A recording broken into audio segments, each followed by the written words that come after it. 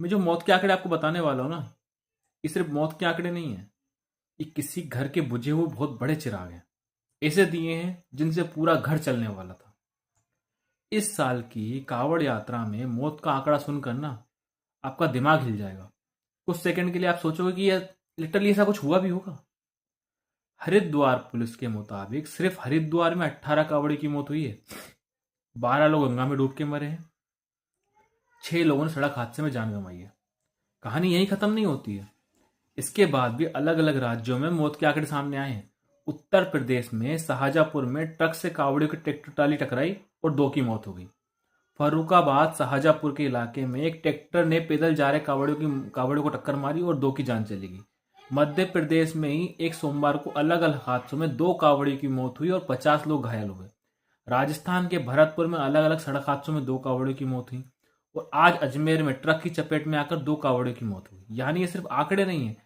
कोई 18 साल का बेटा होगा, कोई 25 साल का किसी का पति होगा, किसी का भाई होगा, किसी का बेटा होगा।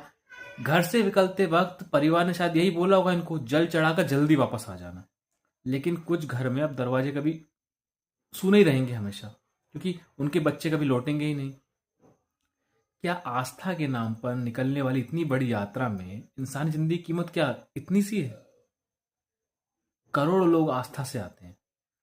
इसलिए सवाल आस्था पर नहीं है, सवाल है व्यवस्था पर, सवाल है सड़क सुरक्षा पर, सवाल है भीड़ प्रबंधन पर, सवाल है डूबने से होने वाली मौतों को रोकने पर, सवाल है तेज रफ्तार गाड़ियां और भारी वाहन पर श्रद्धालुओं की सुरक्षा पर। और उन सवालों पर सरकारों ने कोई जवाब नहीं दिया।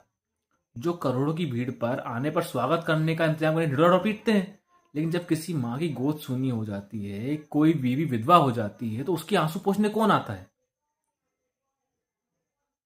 धर्म हमें जीवन की कीमत समझ आता है, लेकिन धर्म की वजह से हमारी क्या जान की कीमत इतनी सी है?